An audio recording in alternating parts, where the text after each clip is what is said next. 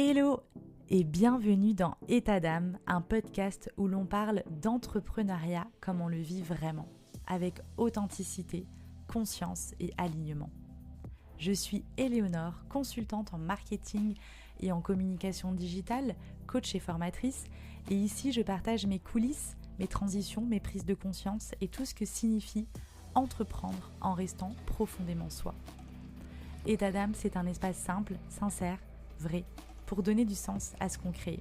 On y explore un entrepreneuriat plus humain, alignement, intuition, équilibre, éthique et la vraie vie derrière nos business. Parfois en solo, parfois avec des femmes inspirantes, je t'emmène au cœur d'un entrepreneuriat aligné où l'on avance avec plus de vérité, plus de conscience et de douceur. Alors aujourd'hui, je reçois Paul Calderon. Paul, il est créateur de contenu infopreneur, il accompagne les personnes qui souhaitent se lancer dans l'entrepreneuriat web et il partage des ressources plutôt simples, concrètes, accessibles autour du SEO, de l'affiliation, mais aussi de la création de formations en ligne. Et avec ses contenus, il défend une approche assez honnête du business en ligne, basée sur son propre parcours, loin des promesses un peu irréalistes qu'on peut parfois voir dans ce milieu. Et du coup, l'idée dans cet épisode, c'est vraiment de parler d'alignement dans le business, de pression autour des réseaux sociaux, du courage que ça demande parfois de changer de direction quand il y a quelque chose qui ne nous correspond plus. Et du coup, Paul, bienvenue dans le podcast. Merci, salut. Salut, je suis ravie de te recevoir aujourd'hui pour parler de tout ça. Et peut-être qu'avant de commencer, tu peux nous raconter un peu ton parcours et justement comment t'en es arrivé à créer Business Bacon. Ouais, alors Business Bacon, ça a été une histoire de plein de ricochets. J'ai commencé, moi, à bosser avant le web.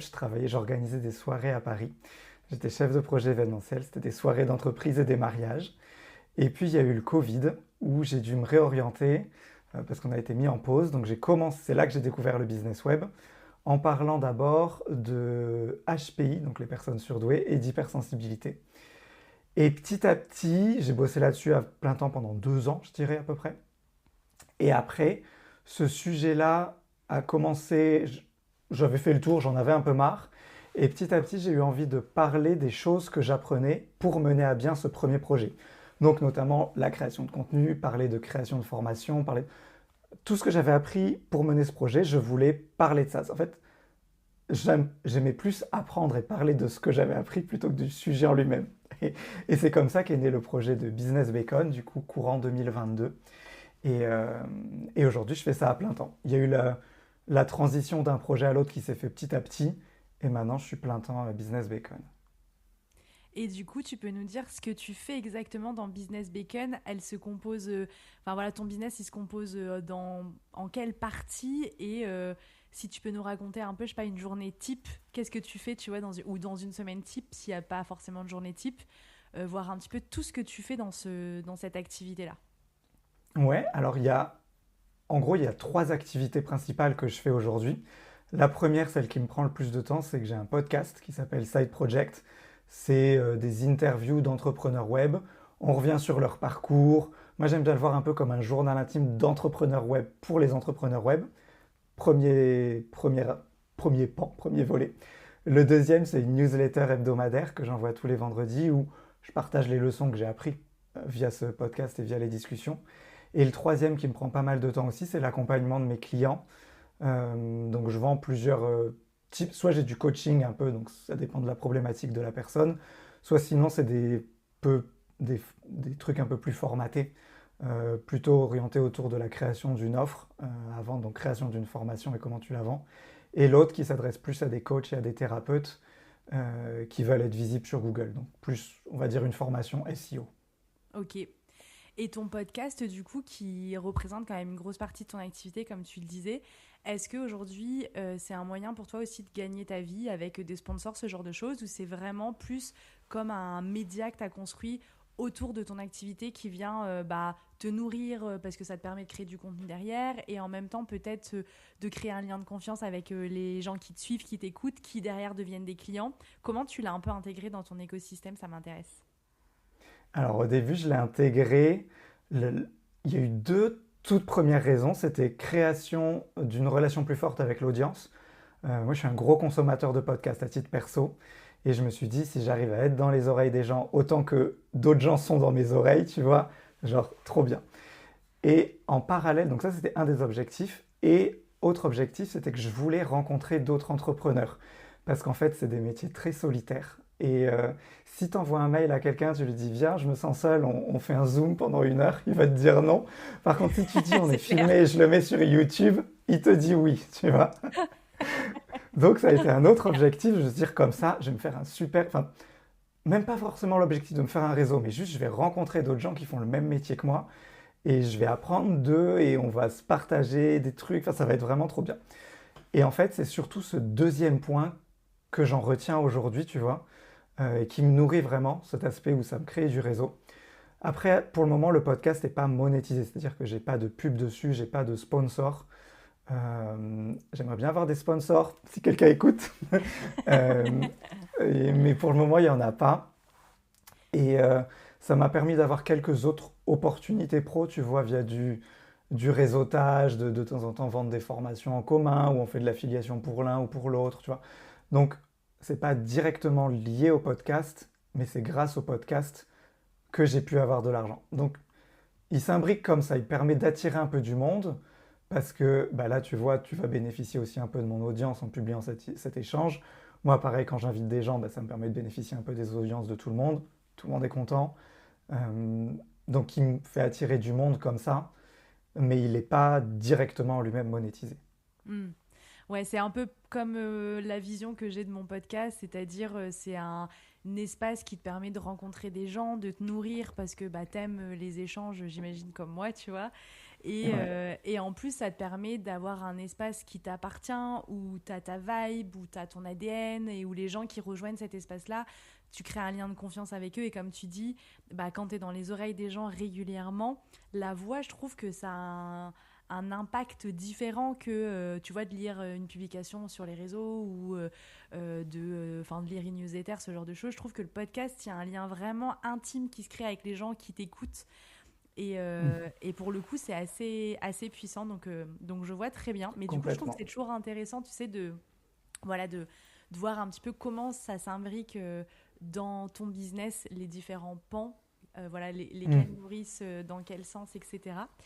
Et il y avait un truc qui m'avait marqué quand tu m'avais écrit et qu'on avait commencé à échanger pour cet épisode, c'est le fait que tu n'es plus du tout sur les réseaux sociaux. Donc, tu as gardé ton podcast comme média, mais tu n'es plus du tout sur les réseaux sociaux. Alors, du coup, j'ai plein de questions par rapport à ça. Tu vas Ouais. réussir à y répondre, j'en suis sûre. Mais en gros, la première question, c'est bah, déjà, pourquoi est-ce que tu as pris cette décision-là? Et de deux, du coup, est-ce que au niveau justement de l'audience de ton podcast, est-ce que c'est pas plus dur de te faire connaître auprès de nouveaux auditeurs? Parce que les réseaux sociaux, ça permet quand même d'augmenter la visibilité. Et du coup, qu'est-ce que tu mets en place pour justement te faire connaître quand même voilà, développer ton podcast, ta visibilité en ligne, etc. Je suis sûre que tu mets en place plein de choses en termes de SEO ou ce genre de Mhm. choses. Mais du coup, voilà, nous dire un peu comment est-ce qu'on peut faire vivre un business, le développer, etc., sans être tributaire des réseaux sociaux, parce que je pense qu'aujourd'hui, il y a plein de gens qui se rendent compte qu'en fait, les réseaux sociaux, ça a quand même un impact hyper négatif en termes de santé mentale, etc. Je pense qu'il y a beaucoup de gens qui saturent des réseaux sociaux, mais en même temps, tu es un petit peu addict, entre guillemets, en te disant, en fait, ça me permet quand même de me rendre visible, de peut-être potentiellement avoir des clients. Enfin, voilà, tu vois, t'es un peu bipolaire, je trouve, avec les réseaux sociaux. Complètement. Où d'un côté, tu dis, ouais, ça peut m'apporter plein de trucs, et d'un autre, c'est un peu en train d'aspirer mon âme, quoi. Tu vois. Je suis totalement d'accord et c'est pour ça que ben, j'en suis parti. Déjà, je ne suis pas consommateur des réseaux sociaux à titre perso, j'y vais pas. Sur mon téléphone, il n'y a pas Instagram, il n'y a pas Facebook, il n'y a pas tout ça. Tu vois, c'est pas un contenu que j'aime à titre personnel. Donc j'ai beaucoup de mal. Déjà, je ne sais pas les utiliser, je ne sais pas créer du bon contenu là-dessus. Donc les quelques fois où j'y allais, en me disant, vas-y Paul, il faut être sur Instagram, en fait, ce que je créais, c'était de la merde.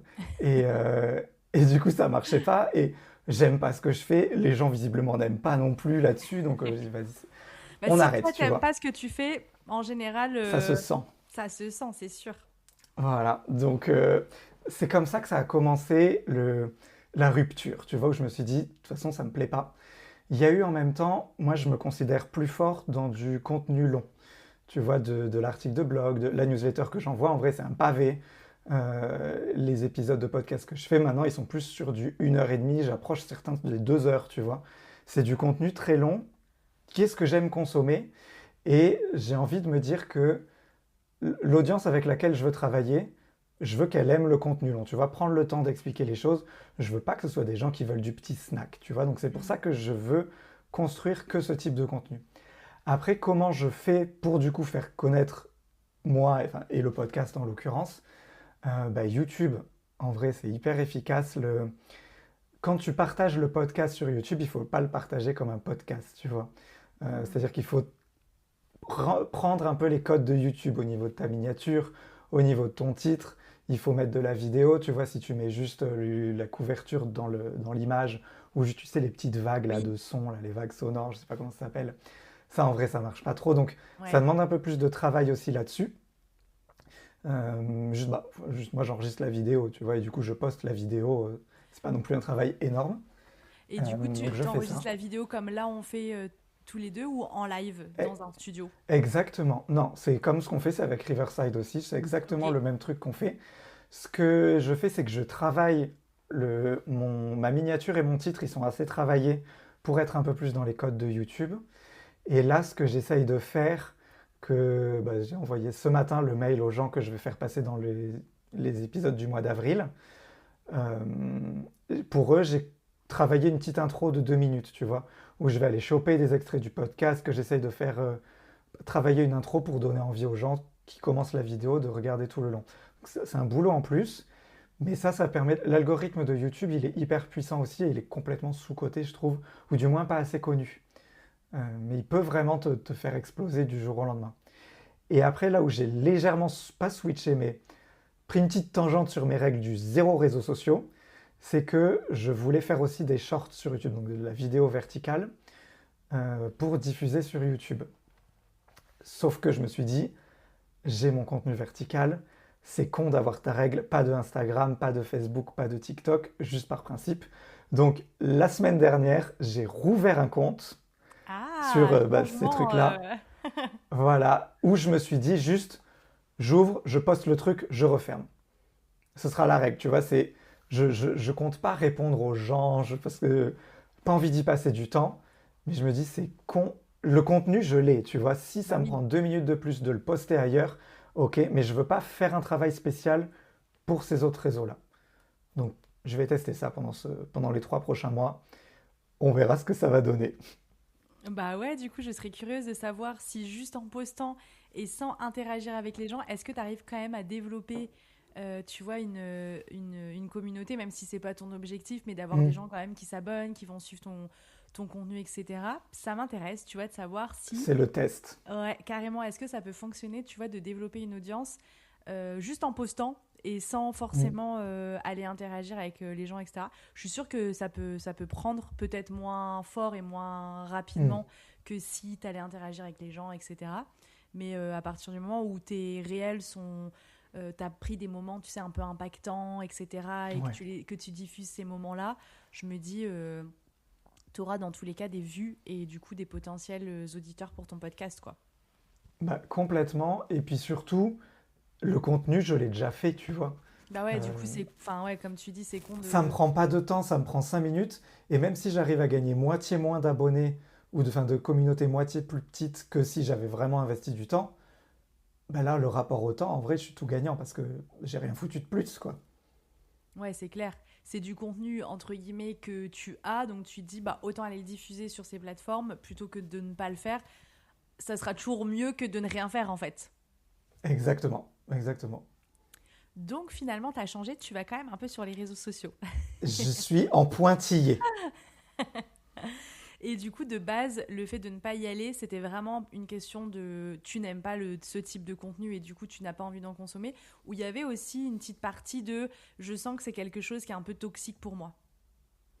C'est complètement les deux. C'est-à-dire déjà, pour moi, je sens que c'est toxique. C'est pour ça que je les... Oh, pardon. C'est pour ça que je les ai arrêtés à titre perso. Tu vois, moi, ça me rendait triste de voir sur Instagram tout le monde avec des vies de fous. Ils ont tous des abdos, ils sont tous heureux tout le temps. Et je sais que c'est faux, je sais que c'est mis en scène, Bien je sais sûr. tout ça, mais je suis triste et j'ai une vie de merde après, tu vois, je me sens trop Mais mal. oui, mais je pense que Donc, tu sais, j'ai là, genre arrêté. 95% des gens, ça leur fait ça, mais ils sont quand même addicts au truc, quoi, tu vois. Ouais, ben j'ai réussi à me dire, non, Paul, ça te fait du mal, n'y va pas, tu vois. Donc, ça, je le fais pas. Donc, il y a ce côté bien-être mental. Et il y a le côté aussi où je sens, quand j'y vais, tu vois, que je me fais complètement hypnotiser par l'application. Et que je veux y passer 5 minutes, j'y passe 1 heure et demie, j'ai pas compris où c'est passé. Et je sens que j'ai une barre dans la tête, genre comme si ça m'avait ruiné le cerveau. Mais Je me dis, mais tellement. non, je veux pas cette sensation-là, en fait, ça ne m'intéresse pas. J'ai rien appris de neuf, ça me saoule. Et puis je pense, vu que la barrière à l'entrée sur Instagram, par exemple, elle est plus basse que, mettons, sur YouTube, où ça fait plus peur, tu vois, de construire une vidéo, ça demande plus de temps, de travail, et ça fait peur de se montrer à la caméra. Là où moi, ça me fait pas très peur maintenant. Donc je me dis, autant que je joue sur cette force-là et que j'aille dans un truc où il y a un peu moins de concurrence, même si c'est très concurrentiel aussi, mais il y en a un peu moins que sur Instagram, par exemple. Donc ça s'est fait comme ça. Un peu de stratégie et un peu de feeling perso de oh, j'aime pas cette soirée, je veux pas y aller, quoi. Ouais. Mais c'est cool parce que tu as réussi à t'écouter, tu vois, et à aller un petit peu à contresens de ce que la société, elle nous montre, elle nous fait faire, entre guillemets. Est-ce que ça a Mm. toujours été quelque chose en toi, tu vois, de réussir à t'écouter, d'écouter ton intuition? C'est quelque chose que tu as travaillé au fur et à mesure? C'est quelque chose qui s'est développé quand tu es devenu entrepreneur? Comment ce côté intuition et écoute de toi-même, Mm. surtout, est venu? Je pense que c'est arrivé au... Attends, mon micro, je crois qu'il est tombé. Non, c'est bon, je dis des bêtises. C'est bon. Je pense que c'est arrivé au lycée, collège-lycée, bah, quand j'ai réalisé que j'étais gay. Et en fait, tu vois, tu as tout. Je pense que ça a été un moment, surtout le coming out, où à un moment j'ai réussi à dire, comme beaucoup de monde d'ailleurs, mais écoutez, l'histoire de vie là, que vous me présentez, moi, elle me va pas. Je vais aller à compte courant de vos trucs et ça va être mieux pour moi. Et tu te prends de la haine tout le temps. Tu vois, tu as ce combat à mener, pas un combat à mener, mais ce moment où tu dis, je vais faire différemment, ça va être OK, et parce que c'est ça que ça me ressemble et c'est ça mon truc, tu vois. Et je pense que bah, d'une manière un peu similaire, ça me fait que maintenant j'ai moins peur de dire votre truc là, me dire qu'il faut aller sur Instagram. Moi, ça me va pas. Je le sens pas bien au fond de moi. Je sens que cette autre voix, par contre, elle me va mieux. Je vais aller là et aller vous faire foutre, en fait. Et, euh, et je pense que c'est très lié à ça. Tu vois, tu as déjà dû le faire une fois sur un truc très fort. Et maintenant, je sais que je peux le refaire. Et puis, en vrai, sur Instagram ou pas, c'est pas un combat énorme non plus, tu vois. Oui, Mais je pense que ça vient de là, ce côté d'arriver à dire ça me convient pas et je vais faire autrement qui me convient mieux. ouais, mais t'as raison, c'est vrai que quand tu le fais pour quelque chose de fort, et là pour le coup, faire ton coming out face à les mœurs, elles changent et la société, elle évolue par rapport Mm. à ça, tu vois, donc c'est cool. Mais c'est vrai que tu restes quand même en dehors du cadre classique, standard, et Bah, du coup, bah, complètement. forcément, tu vas te prendre des remarques, des regards, des réflexions. En plus, si t'as pas la chance forcément d'avoir une famille, des amis qui te soutiennent, etc., ça peut être super difficile. Et le fait de, je pense, comme tu dis, d'avoir réussi à cette période-là, dire, bah en fait, fuck, moi, c'est comme ça que je le ressens, et bah en fait, peu importe ce que vous pensez, moi, je suis comme ça et c'est comme ça.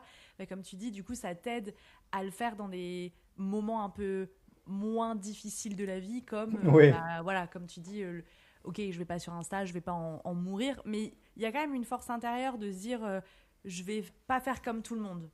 Tu vois, de oui, réussir à sortir un peu du côté mouton où voilà, faut faire comme tout le monde, c'est comme ci, c'est comme ça, etc. Ah, mais si je vais pas sur Instagram, bah en fait, ça veut dire que je vais pas pouvoir développer mon business. Enfin, tu vois, tu peux avoir plein de croyances comme ça derrière, et toi, tu as réussi à les balayer mm, et à dire, bah en fait, je m'en fous, mon business, je le développerai différemment. oui, c'est ça, complètement. Trop bien. Ça peut aller bien. L'herbe est toujours plus verte ailleurs, tu sais, il y a des phrases comme ça là, mais et puis surtout, je savais parce que là, je le dis avec beaucoup de facilité, mais il y a quand même une partie de réflexion, tu vois, c'est pas je me lève un matin et je suis sûr de moi et je vais pas sur Instagram. Mais je savais que la voie où je vais sur Instagram, ou Facebook, ou peu importe le réseau social, mais je savais qu'elle allait pas me rendre heureux, cette voie-là. Donc à quoi bon aller me tuer à un truc, même si potentiellement ça marche à la fin, et c'est pas pour rien qu'il y a beaucoup de monde dessus, mais si c'est pour que je sois pas content, enfin c'est bon, je vais faire autre chose, quoi. Mais carrément. Et est-ce que du coup, quand tu vois, tu as arrêté ta première activité où tu accompagnais les personnes HPI, etc., et que tu as arrêté ça, donc tu m'as dit, c'est une activité où ça commençait à te saouler, entre guillemets. À quel moment, tu vois, tu arrives à switcher? Parce que je trouve que c'est difficile quand tu as une activité qui fonctionne bien, etc., que tu as des clients, tu commences à te faire connaître sur ce domaine-là et à te un petit peu référencer sur cette activité, de dire, bah, en fait, je fais plus ça, je change d'activité, je me lance là-dedans. Ça a été quoi ton processus, tu vois, entre ok, là ça commence à me gaver, j'ai plus trop envie de faire ça, et allez, maintenant banco, j'arrête ça et je me lance dans une nouvelle activité. Ouais. Ça a été déjà une période très dure émotionnellement. Ça a été long, hein, tout le processus, je pense, il a duré bien 2 ans. Ouais. J'ai fait une transition petit à petit, parce que bah, le premier projet marchait très bien et que bah, j'ai un loyer à payer comme tout le monde, donc je peux pas partir du jour au lendemain non plus sur un truc qui pour le moment marche pas. Bah Enfin, à ouais, l'époque, qui c'est pour le ça. moment marchait pas, tu vois. Donc bah, faut y aller petit à petit. Donc au début, tu te libères une journée ou deux par semaine et tu le fais un peu les deux en parallèle. Et petit à petit, quand l'autre prend, j'ai laissé tomber certaines parties du premier business qui me prenait du temps, tu vois. Tu fais moins de vidéos, puis tu fais moins de lancements de formation, puis tu coupes une de tes formations, et ainsi de suite, tu le fais petit à petit. Mais après, tu vois, autant ça marchait très bien, autant j'étais sûr que je voulais arrêter. Juste, il fallait que je le fasse petit à petit parce que bah, tu as un côté finance, chef d'entreprise, tu vois que... Ah, bien sûr. Voilà. Mais, euh, mais ça allait pas, tu vois, il y avait plein de clients, enfin pas des clients, mais le sujet du HPI et de l'hypersensibilité, il a été hyper médiatisé avec la série HPI qu'il y a eu sur TF1, je crois que c'était. Oui. Et du jour au lendemain, alors, méga trop bien pour mon business, tu vois. Paul, chef d'entreprise, super content. Bah ouais, Parce que tout le monde se croit HPI, tout le monde va acheter mes formations. Mais, donc ça, on adore. génial, on adore. Je recommande à tout le monde d'avoir une série vedette sur TF1 qui parle de son sujet. Tu m'étonnes. Par contre, beaucoup plus dur, c'est que beaucoup de merde circule sur ce sujet-là, tu vois. Beaucoup d'abus aussi, d'autres gens qui ont flairé le filon. Et, euh, et j'étais plus du tout à l'aise à l'idée de travailler dans ce secteur, tu vois, de plein de parents qui viennent te voir en t'expliquant ah, mon enfant il comprend rien à l'école, il est HPI, il faut l'aider. T'as envie de dire c'est pas, il est pas HPI, il est chiant ton gamin, c'est pas moi qui vais l'aider. Il est juste con. Euh, voilà, arrête. Il a besoin d'aide, mais pas d'un inconnu de Internet. Et puis, tu Ouais, vois, j'ai commencé ça parce que j'aimais bien comprendre ce sujet, que je voulais le partager. Je suis pas psychologue, je suis pas. Enfin, il faut un vrai. Pour accompagner les gens dans des trucs psychologiques, il faut être psychologue, il faut être coach développement personnel, il faut être. Je sais pas. Mais je l'étais pas thérapeute, en tout cas. ouais. Voilà. C'était pas du tout mon cas. Et du coup, je me sentais pas du tout à l'aise. Je pense qu'il y a beaucoup de gens, ce dont ils avaient besoin, c'était d'un psychologue, réellement, c'était pas de moi. Et, euh, et donc j'en avais marre. J'ai perdu de l'intérêt pour le sujet parce que ça avançait pas assez vite. Il n'y avait pas assez de nouveautés. Tu vois, comparé à là, l'entrepreneuriat web, c'est un sujet un peu illimité. J'ai l'impression toujours des nouveaux trucs à apprendre. Là, il y a l'IA qui change tout. Ça fait oh, c'est génial. Enfin, c'est chiant, mais en vrai, c'est trop bien à apprendre. Ouais, c'est ça. Et donc, il y a eu, c'est plein de facteurs, tu vois, qui font que j'étais plus bien dans cet univers-là et que j'ai voulu en changer, mais en même temps, j'ai pas pu partir en claquant à la porte du jour au lendemain parce que bah, tu as besoin d'argent, faut que tu te sécurises un peu. Carrément. Et comme tu dis, quand ton activité, elle fonctionne bien et qu'en plus, tu as un pic un petit peu, d'un coup, ça se développe. Donc, en fait, tu as plein de demandes et du coup, tu as ton côté un peu égo, tu sais, comme tu dis, chef d'entreprise qui est en mode trop bien, ça va me faire de l'argent qui va rentrer, je vais pouvoir développer mon business, etc. Et enfin, voilà, tu as tout cet engouement positif qui arrive. Et de l'autre, comme tu dis, quand tu as des gens qui vraiment ont des gros problèmes psychologiques et que ça va trop loin, bah en fait, je pense qu'à un moment donné, tu as peut-être ouais, eu peur de te dire, bah attends, en fait, genre, enfin, ces gens-là, comme tu dis, ils n'ont pas besoin de quelqu'un qui va les aider en ligne, mais ils ont besoin d'un vrai thérapeute, un vrai psychologue, Mm. etc. Et je trouve que c'est un petit peu comme le domaine du coaching. C'est d'un coup, ça s'est développé. Tu as des coachs de coachs de coachs dans tous les domaines. Et en fait, je trouve que ça perd un peu de sens parce que pour réussir à te démarquer, en fait, je sais pas, tu vois, il y a un truc un petit peu malsain qui se crée dans un écosystème qui de base est hyper positif parce que de base, je veux dire, tu veux aider les gens. Et en fait, ça prend tellement d'ampleur, t'as tellement de gens qui qui flairent le filon et qui veulent se lancer là-dedans, qu'après, ça devient un petit peu n'importe quoi. Et je trouve que le domaine du coaching, c'est devenu un petit peu ça aussi, tu vois, ces dernières années. Le monde du dev perso, etc. Faut réussir, tu vois, à trouver les bonnes personnes à suivre qui vont vraiment t'apporter quelque chose, etc. Mais c'est intéressant.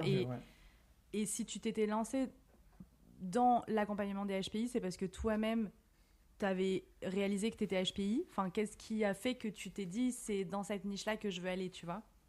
Parce que c'est quand même hyper particulier. Ouais. Oui, c'est de la niche. On m'avait détecté, moi, surdoué, pendant le lycée. Et c'était au moment du coming out et tout ça. Ouais. Et à ce moment-là, j'en avais rien à foutre des surdoués. Et, et voilà. Et puis après, le Covid arrive 15 ans après. Et je me dis, j'ai du temps à tuer. Je vais aller creuser ce sujet-là et apprendre des choses sur moi. En fait, je savais que j'aimais bien aussi faire des sites internet et ça a commencé comme ça. Tu vois, je vais apprendre des choses sur ce sujet et vulgariser ça. Je lisais beaucoup de revues scientifiques à l'époque. Donc c'était beaucoup, je lis une revue scientifique, je dis voilà ce que dit la science, voilà ce que c'est censé faire. Moi, je le ressens plutôt comme ça, moi, ça se passe comme ça. Et voilà. Et c'était vraiment de la grosse vulgarisation. Et ça a commencé comme ça. Ok, trop bien. Je m'amusais beaucoup. Bah ouais, j'imagine. Et du coup, si tu retenais un peu une leçon en termes d'alignement sur justement la transition que tu as fait entre ce business-là et le business que tu as actuellement, ce serait quoi? Tu vois, c'est la leçon que tu retiens un petit peu de ce changement et de réussir à te réaligner un business qui te correspond plus, etc. Qu'est-ce que tu dirais à quelqu'un qui sent qu'il est plus aligné dans son business actuel mais qui sait pas trop, tu vois, comment faire la transition vers quelque chose d'autre et même déjà de trouver quel serait cet autre business-là, tu vois. Hmm. Déjà, je pense qu'il faut se laisser le temps de trouver le plan B, l'échappatoire. Euh, J'irai aussi sur, comment dire, euh, l'herbe, enfin pas l'herbe, le, tu vois, quand tu es dans un endroit qui te plaît pas trop, Mm. tu as toujours tendance à idéaliser l'endroit où tu vas aller. Sauf que si t'es pas bien là où t'es, il faut que tu partes à un moment ou à un autre, tu vois. Mais c'est pas pour autant que le plan B va être beaucoup plus facile. Et ça, moi, je me fais souvent un peu avoir, tu vois. Je me dis, oh, j'en peux plus de ça, ou j'en peux plus de ce réseau social. Enfin, pas le réseau social, mauvais exemple, mais j'en peux plus de ce truc. Je vais changer de stratégie. Ça sera beaucoup plus simple. Non, c'est pas beaucoup plus simple. C'est juste qu'il y a d'autres galères que tu ne vois pas encore. Donc, il faut faire attention à ça. Mais globalement, juste si t'es pas bien là où t'es, pars. De toute façon, tu pourras pas être pire ailleurs. Ouais, c'est clair.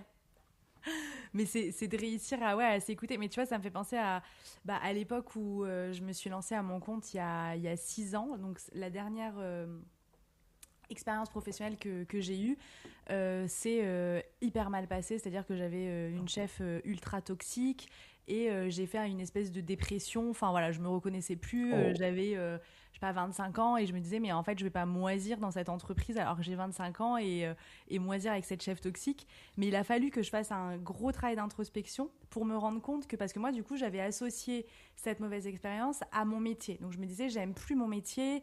Tu vois, parce que je bossais déjà dans les services marketing comme dans des grosses structures. Et je me suis dit, c'est mon métier que j'aime plus, je veux changer, je veux travailler dans autre chose. Et puis comme je m'étais mis dans l'introspection, le dev perso, je me suis dit, je vais je vais faire, je sais pas, des soins énergétiques avec des huiles essentielles. Enfin, tu vois, dans un autre délire complètement. Et en Ouais. fait, en faisant un gros travail d'introspection sur moi, je me suis rendu compte qu'en fait, mon métier, je l'adorais, mais que c'était l'environnement dans lequel j'étais qui ne me correspondait pas. Et du coup, Mhm. j'ai démissionné de ce job-là. qui paraissait parfait sur le papier, etc. Et comme pour beaucoup, le business que tu as aujourd'hui sur le papier, c'est peut-être parfait. Mais en fait, dans la réalité, c'est un peu, comme toi tu disais, en fait, je sentais que j'étais pas heureuse, pas épanouie et que ça n'allait pas aller en s'améliorant. Et je me suis dit, exactement ce que tu as dit. En fait, je pars de là parce que dans tous les cas, ça me convient pas. Et grâce à ce travail d'introspection où j'ai réalisé que j'adorais mon métier, je me suis dit, je vais créer l'agence de com avec laquelle moi, j'aurais rêvé travailler, qui soit dans l'écoute, dans l'humain, dans la proximité, etc. Et du coup, c'est comme ça que j'ai créé ma boîte et que ça fait maintenant 6 ans que je m'éclate et que j'adore ce que je fais, etc. Mais du coup, si j'avais pas fait ce travail-là de réfléchir à pourquoi j'étais arrivée à ce point-là et qu'est-ce qui ne me convenait pas dans ce job-là, et peut-être qu'aujourd'hui, je ferais des soins énergétiques avec des huiles essentielles, tu vois. Ça se trouve, ça te plairait beaucoup aussi. Et peut-être que ça me plairait beaucoup aussi, t'as raison. C'est vrai qu'on ne sait pas, il y a plein d'activités qui pourraient nous convenir. Une troisième vie. Mais complètement, comme toi, tu as trouvé cette activité-là. Mais du coup, comment tu vois, toi, justement, l'évolution de ce business avec, comme tu disais, l'arrivée de l'IA, etc. Comment tu vois ça, le futur pour Business Bacon? Le futur pour Business Bacon, déjà, moi, j'ai pris un sacré coup la fin 2025, les 6 derniers mois, en gros. Une bonne partie de mes revenus, c'était de l'affiliation SEO froide, tu vois, genre des articles de comparatifs, de formation, d'outils et tout ça, qui ont pris un coup via des changements d'algorithme de Google et qui, à mon avis, j'avais prévu que le coup allait arriver via l'IA. Tu vois que moi, mon job un peu de curation de formation, d'outils et tout ça, qu'il allait petit à petit passer à la trappe, que les gens ils vont tchatcher avec ChatGPT. Je cherche un outil pour faire ça, lequel tu me recommandes, tu vois. Et qu'en gros, ChatGPT allait prendre mon job. Donc, ça a été une des raisons aussi pour lesquelles, depuis une petite année, j'appuie sur l'accélérateur sur le podcast. Parce que ma théorie, c'est que les humains, les relations humaines, ça va être le seul truc que l'IA ne va pas pouvoir te prendre. C'est-à-dire que l'IA va pouvoir écrire du contenu mieux que nous, si ce n'est pas déjà fait. L'IA va pouvoir générer des posts sur Insta, générer tout un tas de trucs, tu vois, ou de la vidéo. Il y a déjà certaines vidéos qui sont faites par IA qui sont bluffantes, tu vois. Par contre, l'histoire des humains, ton vécu, ton histoire avec ta chef, toi par exemple, tu vois comment tu t'es construite pour arriver là, toutes tes expériences, même les trucs les plus infimes, tout ça, c'est un truc que l'IA ne pourra pas prendre. Et donc, j'ai décidé de capitaliser de plus en plus sur la marque Paul Calderon et pas Business Bacon. D'où la création du podcast, d'où le fait que j'essaye de me mettre de plus en plus en avant dans le podcast en allant sur des podcasts d'autres gens. Coucou Éléonore. Carrément, mais après, c'est comme ça que ça fonctionne. Enfin, voilà. tu vois, ça te permet de te rendre visible sur un autre podcast, et vice-versa. Et ça permet même aux auditeurs de découvrir d'autres personnes qu'ils n'auraient pas forcément découvert et avec qui ils vont avoir le feeling. Donc, ouais. Pardon, je t'ai coupé. Mais du coup, ben non, mais j'avais fini quoi. C'était en gros, je pense que selon moi, l'avenir de Business Bacon et du coup est lié à la marque Paul Calderon, qui va être plus l'idée de partager, de créer quelque chose mais avec des gens, tu vois, de mettre en avant des gens. Je ne sais pas encore quelle forme monétaire ça va prendre ça, mais je voudrais que mon contenu maintenant soit plus basé sur les gens, sur les histoires de gens, donc via le podcast, sur des créations de choses en commun, sur capitaliser sur les marques personnelles, en fait. Et du coup, utiliser le podcast comme un levier de faire monter ma marque personnelle, mais aussi les marques personnelles d'autres gens. Voilà. Ouais, écoute, trop bien. Moi, je crois à fond aussi au fait que l'IA ne pourra jamais remplacer l'humain, que ça reste un outil, tu vois, au service de l'humain, et que c'est là où, en fait, pour moi, on va vraiment faire... il va y avoir du tri, en fait, comme tu dis, sur la création de contenu sur les réseaux sociaux. En fait, aujourd'hui, n'importe qui peut créer du contenu sur les réseaux sociaux en 5 minutes, avec l'IA, enfin, voilà, ChatGPT, Claude, Gemini, toute la clique là, qui existent. Et du coup, pour sortir de ce contenu-là un petit peu que n'importe qui peut créer, il n'y a rien de tel que de la vidéo où les gens vont parler de leur histoire, enfin ce genre de choses. Je pense que c'est ce que les gens ont envie de voir et ont envie d'entendre. Et clairement, l'IA ne pourra pas remplacer ça. Mais du coup, sur Ouais. l'affiliation, ça m'intéresse. Mais comment t'as fait? Est-ce que tu vas vers du GEO, le SEO, tu sais, des IA? Ouais. Est-ce que, voilà, comment tu vas prendre ça en compte dans ton référencement? Parce qu'aujourd'hui, du coup, tu peux aussi être bien référencé sur les IA grâce à certaines pratiques. Est-ce que tu développes un peu cette partie-là de ton côté? Pour le moment, pas trop, parce que j'ai pas encore compris à 100% comment ça marchait. Ouais, mais c'est assez Je crois que complexe, hein, non, mais personne n'a carrément. vraiment compris. Ah, mais Voilà. complètement. Ouais. Là où je me dis que ça joue un peu en ma faveur, c'est qu'en vrai, mes articles, ils sont toujours bien référencés, certains. Et je vois beaucoup de contenu de gens ils demandent à ChatGPT d'écrire un article sur un truc. ChatGPT l'écrit et eux, ils font copier-coller, tu vois. Et ChatGPT ou les autres IA, quand ils écrivent l'article, ils vont voir les premiers résultats de la page de recherche, de la page de résultats. Et en gros, ils se servent de ce qu'il y a et ils te font un patchwork du truc. Tu vois, ils te le reformatent, mais en gros, ils se servent de ça. Et donc, en fait, il y a des gens qui écrivent des nouveaux contenus en utilisant mes propres liens affiliés, mes liens traqués. Donc, les liens avec mon code de tracking d'affiliation se retrouvent sur les autres sites d'autres gens. Donc, en fait, Trop bien. ça me fait gagner des commissions aussi, donc plutôt cool. Et pareil, j'ai déjà vu passer des liens traqués à moi dans les liens de discussion de ChatGPT. Il avait une discussion avec moi et à un moment, il m'a envoyé mon lien à moi. Donc, peut-être que ça va marcher, ça je pense que ça va marcher juste un temps. Mais sinon, je suis en train de me dire que l'affiliation vraiment SEO froide, euh, elle est un peu morte, pour moi en tout cas.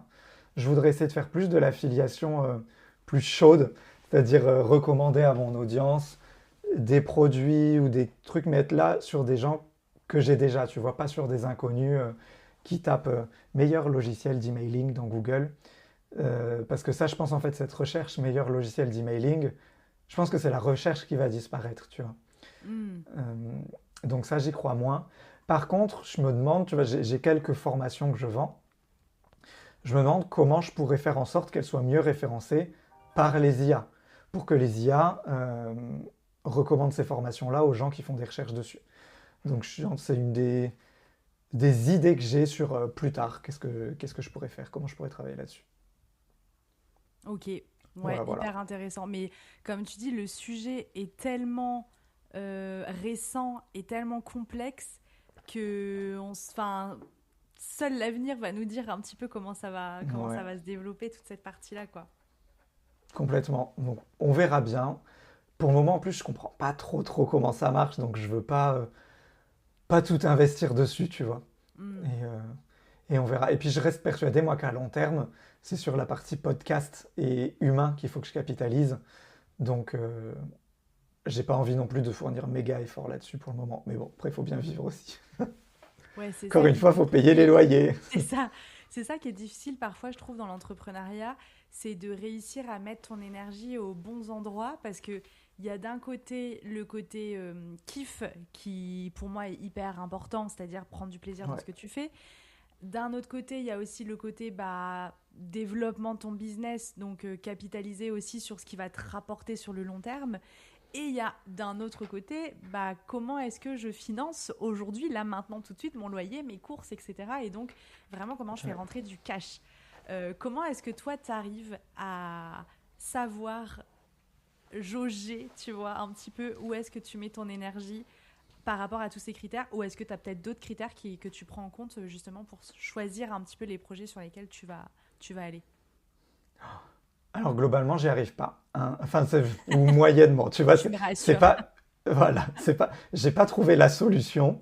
J'ai trouvé un truc qui marche plus ou moins pour moi. C'est que si.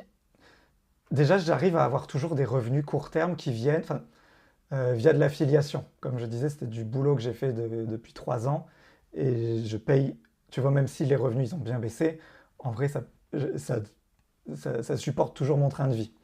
Donc pour ça, c'est cool. Euh, et j'essaye d'avoir toujours des revenus qui rentrent via la partie des formations.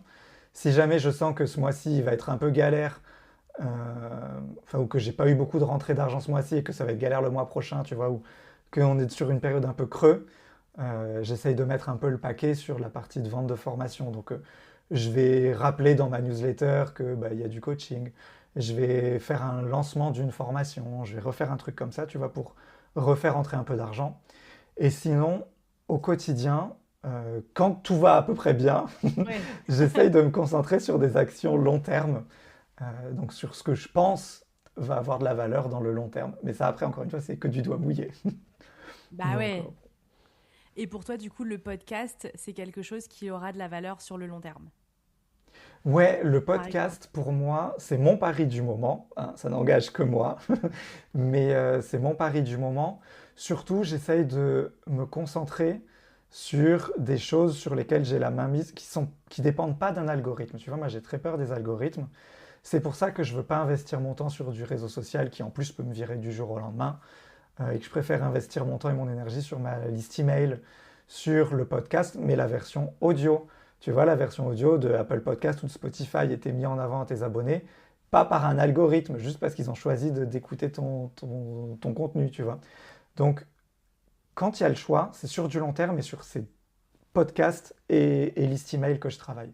Je me dis que ça, c'est ça les actifs de ma boîte, tu vois. Hmm. Et comme tu dis, Voilà, c'est ça aussi qui t'appartient. Tu vois, je vais complètement. dire, ta newsletter, les gens qui sont dans ta liste email, c'est à toi. Enfin, je veux dire, ils sont dans ta liste email, personne ne peut te les enlever. Ton podcast, c'est pareil. À partir du moment où tu payes un hébergeur voilà, qui diffuse ton podcast, c'est ton podcast, il t'appartient. Personne, Ocha ne peut pas dire demain, je te vire du podcasting. Sauf si peut-être tu fais vraiment des épisodes qui ne respecteraient pas, tu vois, la déontologie. Peut-être qu'ils peuvent te virer à ce moment-là. Et Ouais, mais encore, je encore, suis tu le même prends, pas tu le mets sûre. ailleurs, tu le réhéberges ailleurs. Carrément, tu les héberges ailleurs. Donc, non, t'as raison, c'est vraiment des choses qui t'appartiennent et comme tu dis, qui sont comme des actifs de ta boîte. Aujourd'hui, entre justement le podcast, la newsletter et tout ce qui est accompagnement client, tu dirais que c'est quoi, genre sur une semaine, ça te prend combien de temps de faire ton podcast, ça te prend combien de temps d'alimenter ta newsletter et combien de temps tu gardes pour du coaching ou de l'accompagnement client? La newsletter, ça me prend une demi-journée par semaine, Ouais. entre le temps de l'écrire, de tout ça, de brainstormer les contenus et tout. Donc c'est une demi-journée par semaine. Le podcast, c'est assez variable parce que généralement, je suis nomade. Donc j'essaye de caler mes périodes de tournage sur des moments où le décalage horaire est faisable avec la France. Donc là, je suis à Istanbul et je vais être en France le mois prochain. Donc j'ai calé pas mal d'épisodes là. Donc j'ai pris beaucoup d'avance. Enfin, je suis en train de prendre beaucoup d'avance. Donc là, le podcast prend beaucoup de temps dans mon planning. Mm. Mais tu vois, après, je vais aller à Montréal et au Japon. Le podcast prendra beaucoup moins de temps dans mon planning parce que déjà, j'aurai des épisodes d'avance. Ce sera juste un peu de montage, mais en vrai, ça prend pas beaucoup de temps. Donc le podcast, ça peut me prendre, là en ce moment, ça me prend à peu près 3 jours par semaine en moyenne. Entre les tournages, le démarchage des gens, un peu de montage et tout. Et après, quand c'est des périodes de creux, ça doit me prendre en moyenne du 1 jour par semaine. Tu vois, le temps de faire des Mm. montages, le temps que j'estime de devoir pour faire des shorts et des réels et tout ça. Mais ça, on va voir sur le temps que ça me prend, mais je veux pas que ça me prenne plus de temps que ça. Et après, le reste du temps, c'est les appels clients. J'en ai quoi? Encore une fois, ça dépend des semaines. Je dirais qu'en moyenne, c'est du 2 par semaine, 2 fois 1 heure et demie. Mais il y a des semaines à 5 et des semaines à 0, tu vois, c'est une Mm. moyenne vraiment. Euh, et voilà. Et le reste du temps, c'est moi, création de contenu, Mm. réponse aux mails, un peu de tout ce qu'il y a à faire sur le moment. Trop bien. Donc ouais, on voit que le podcast, même si tu lis, tu vois, entre 1 jour et 3 jours, on va dire ça doit te prendre peut-être 2 jours en moyenne par semaine. Donc effectivement, c'est quand même énormément de temps. Et du coup, c'est trop cool que Ouais. tu sois nomade. Ça fait longtemps. Et comment tu t'organises dans tes voyages? Comment tu choisis les lieux où tu vas? Comment tu arrives à, tu vois, recréer un petit peu peut-être ton cocon quand tu arrives dans un nouvel Mm. endroit pour te sentir bien? Comment tu gères tout ça? Ouais, alors j'ai commencé début 2025, donc il y a un peu plus d'1 an. Et en fait, c'est mon copain qui travaille dans le milieu de l'art. Il organise des expos un peu partout dans le monde. Et donc, je le suis sur ses missions. Tu vois, il organise une expo là, donc, 3 mois ici, 6 mois là, un mois ici. Et moi, je fais la première dame, je le suis partout.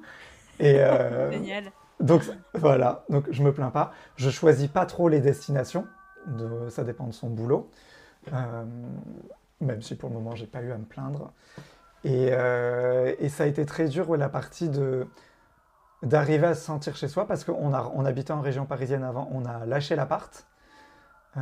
Toutes nos affaires, elles sont dans un box en région parisienne.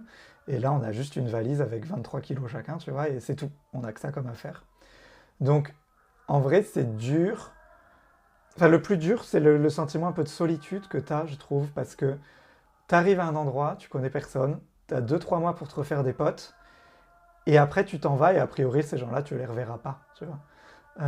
Et tu t'en vas, pas pour aller te reposer à la maison, mais pour recommencer tout ce travail, de te recréer un environnement, Tu vois, je suis quelqu'un qui aime bien la routine, j'ai besoin de connaître mes commerçants autour, d'avoir mon supermarché, d'avoir mes habitudes, mais Je vois je suis très une bien, je petite suis mamie, pareil. tu vois. Pareil, Ah bah j'adore. voilà.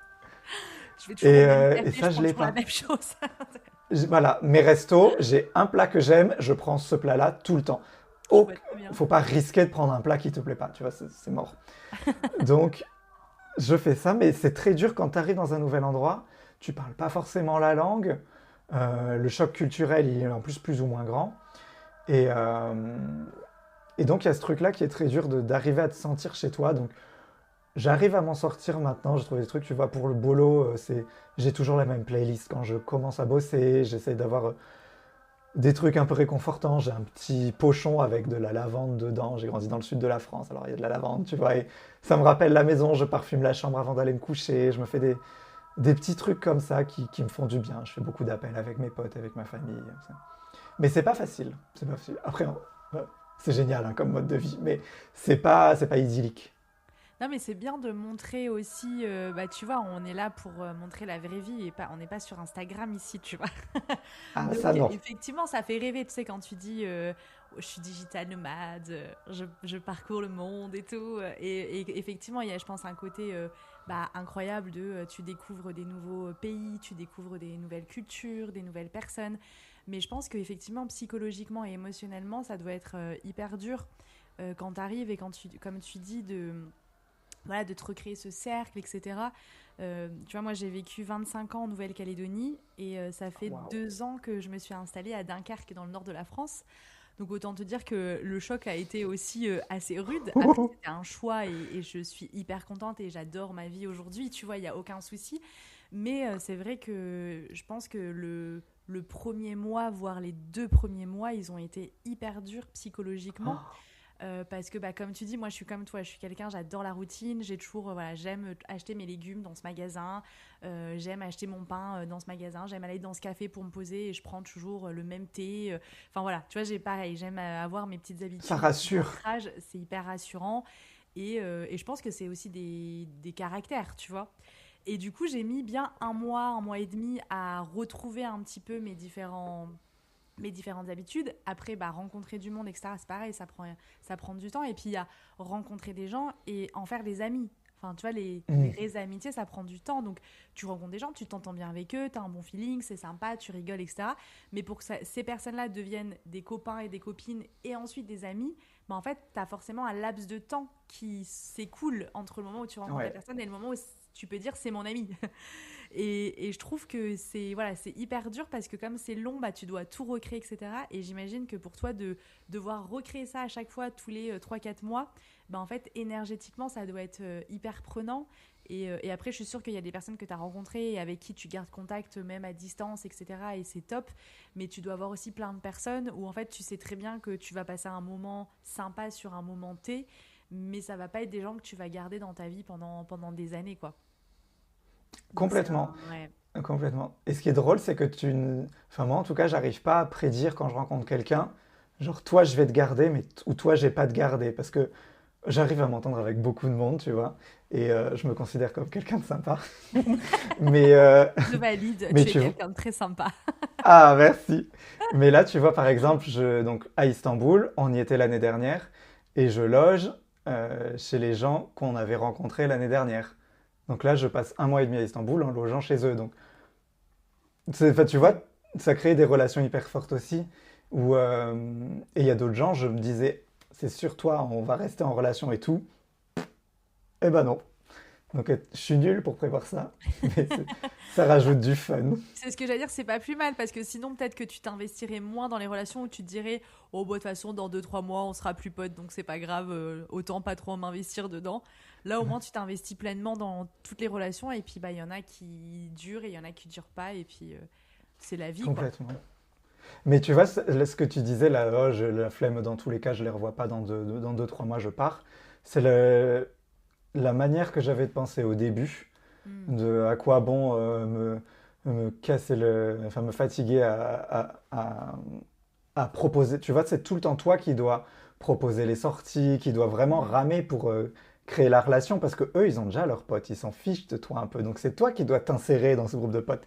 C'est toi Ouais. qui dois faire tout le boulot. Et c'est épuisant tout le temps. Et du coup, au début, je voulais pas le faire. Je me disais à quoi bon, ça va s'arrêter et tout. Sauf qu'en fait, euh, je préfère maintenant le faire parce que parmi tous les filets que je lance, il y a un truc où ça va pêcher, enfin ça va marcher. Et parce que même si la personne, tu la revois pas, tu as passé une super soirée, c'était cool et, euh, et ça valait le coup, tu vois. Mais ça, au début, je m'en rendais pas compte. Hmm. Et juste pour le moment présent, même si c'est pas quelqu'un que tu vas garder dans ta vie, tu te dis bah en fait ça vaut le coup l'effort que tu vas mettre pour essayer de créer un moment avec cette personne. Même si tu n'auras qu'un seul moment avec cette personne, c'est pas grave. Si ce moment-là était super chouette, bah en fait, tu auras quand même gagné dans C'est l'histoire, quoi. ça, c'est ça. Maintenant, j'y vais pas en me disant, faut que je me crée un pote. C'est plus, faut que je me crée un souvenir. Tu vois, Hmm. faut que je me crée un souvenir avec cette personne, ou des fois même en étant seul. Mais il faut que cette soirée, qui est un truc aujourd'hui, ce soit un nouveau souvenir, tu vois. Et, euh, et ça me permet de le prendre avec plus de recul. Et le souvenir peut être mauvais, et c'est OK, tu vois. C'est pas grave. Mais ça peut être une journée de merde, et aujourd'hui c'est dur, mais demain j'en rigolerai, tu vois. Hmm, Mais je veux carrément. que chaque journée, il y ait un souvenir et qu'il y ait un moment important. Trop bien. Ouais, ça te challenge un peu tous les jours, quoi. Exactement. Et avec mon besoin de routine, le challenge peut être juste d'aller faire les courses dans un nouveau magasin. Tu vois, il n'y a pas besoin Oui, de faire un truc de fou. oui, Mais oui, quand même, vraiment. C'était un nouveau magasin.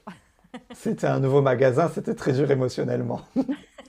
Mais tu sais que moi, je me rends compte que des fois, et ben en fait, on est tellement dans notre routine qu'on n'ose plus faire des choses un peu différentes comme ça. Et du coup, bah pareil, moi, j'essaye de me dire, ok, chaque semaine, j'essaye de découvrir un endroit que je ne connais pas.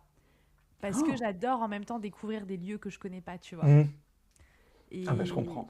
et c'est vrai que bah, toi, t'es obligé, entre guillemets, ça te force parce que bah, forcément, tu changes de lieu régulièrement, etc. Mais quand tu t'implantes à un endroit et que tu restes pendant plusieurs années, bah, tu viens vite à être dans ta petite routine, à plus trop te demander parce qu'il y a d'autres magasins peut-être plus sympas que dans lesquels je suis Hmm. jamais allée pour faire mes courses, tu vois. Ah ouais. Donc, non, Mais c'est tu top. sais, on était à Paris, nous, avant, avec mon copain, et on avait ce problème, c'est-à-dire que Paris, tu as plein de choses à faire, mais quand tu y habites, tu fais pas toutes ces activités de touriste. Et avec mon copain, on avait trouvé un truc pour faire ça, c'est qu'une fois par mois, on organisait pour l'autre une journée avec plein d'activités. C'était une journée surprise. Et comme ça fait que tu te donnes le temps. Toi, tu l'organises que 1 mois sur 2, parce que l'autre mois, c'est l'autre personne qui l'organise. Et, euh, et au moins, ça te force à faire des activités qui te sortent de ton quotidien, passer du temps en couple et tout, et c'était trop cool. Je Donc, trouve je ça recommande ces génial comme journées-là. idée.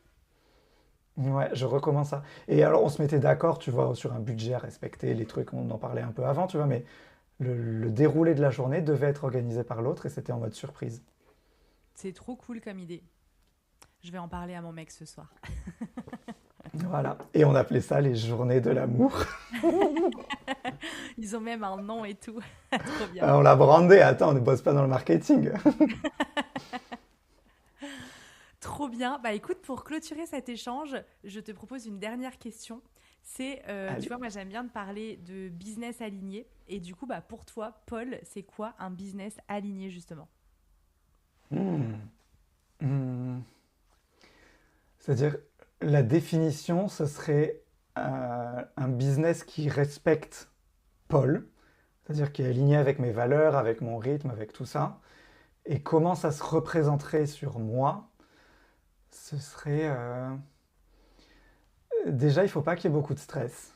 Parce que je gère très mal le stress et je m'en mets assez tout seul. J'ai pas besoin que quelqu'un ou quelque chose m'en rajoute. Euh, Pas besoin de ça.